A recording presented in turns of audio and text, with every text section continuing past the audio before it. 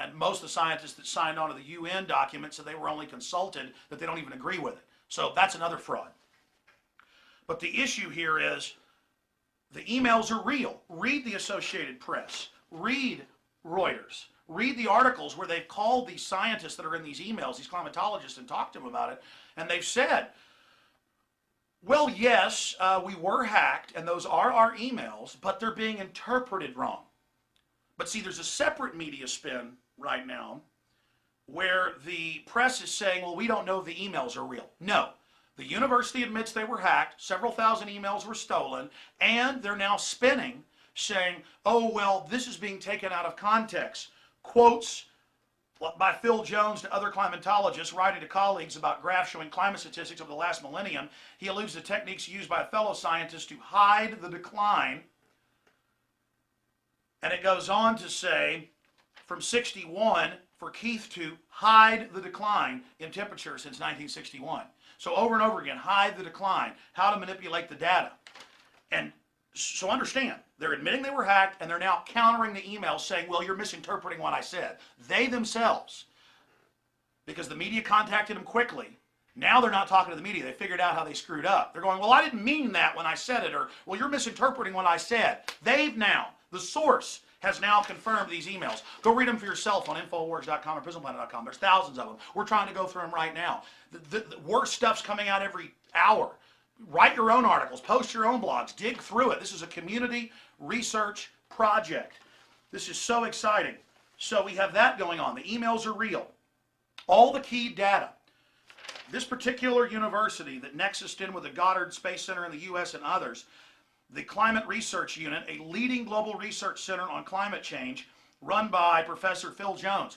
He is sourced and quoted everywhere as the one that gives all the data to the UN, and then all the other scientific firms funded by the government, both private and governmental, then just agree with it. And then it's heresy if you question it. So that's going on. All their key data comes from this. This is the bottom card in the house of cards of the first domino, and it's now falling. And it's so essential that everyone get out there ahead of this media spin, because the media, even though the people that wrote the emails are admitting they wrote them, the media is trying to spin it saying, well, we don't know if those emails are real.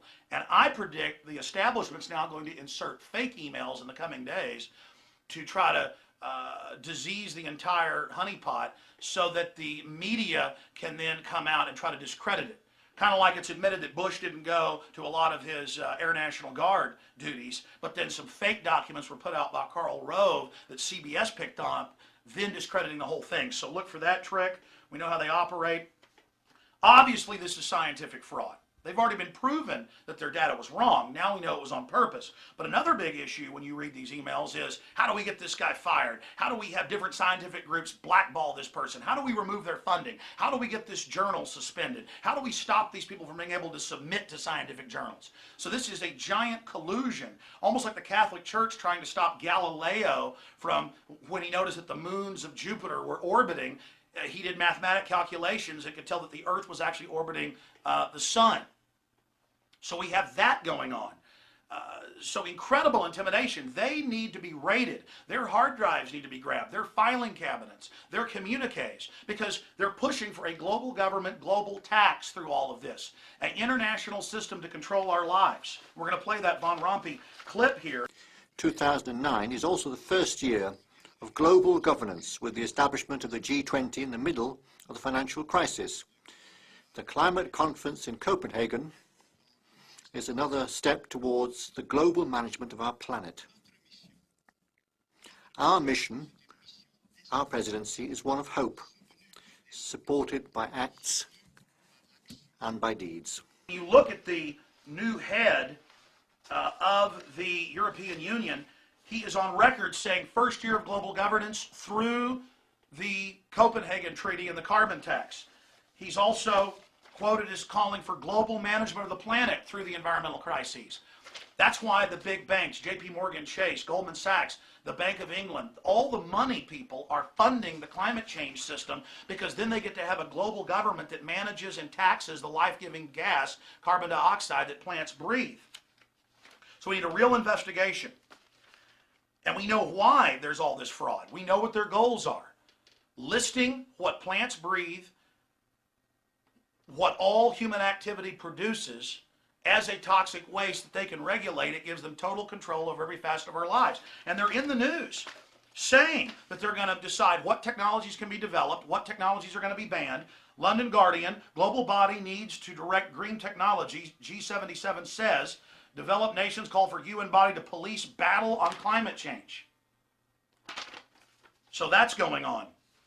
We're going to be covering this more in subsequent videos, but the emails, the documents, boil downs of all the other previous fraud, the intimidation of scientists, it's all on Infowars.com and PrisonPlanet.com. If we force this out into the public, which is already starting to happen, and expose the spin and show people what's really happening, we can blow this thing sky high in the info war. This is the equivalent of Bothans stealing the Death Star plans. Now we have to use these plans. I hope you understand the level of this. They admit the emails are real. This is meant to set up a world government in their own words. This is all being decided on right now. This is a godsend. This is one of the greatest blows against the New World Order I've ever seen. Last week, it passed out of committee in the House. They have 311 votes. It's sure to pass a strong audit the Fed bill. The Senate tried to strip it. Some House members tried to strip it. They failed there. We're having victory after victory after victory. And my film, Fall of the Republic, details how the banks are setting up this climate dictatorship, this dictatorship over resources.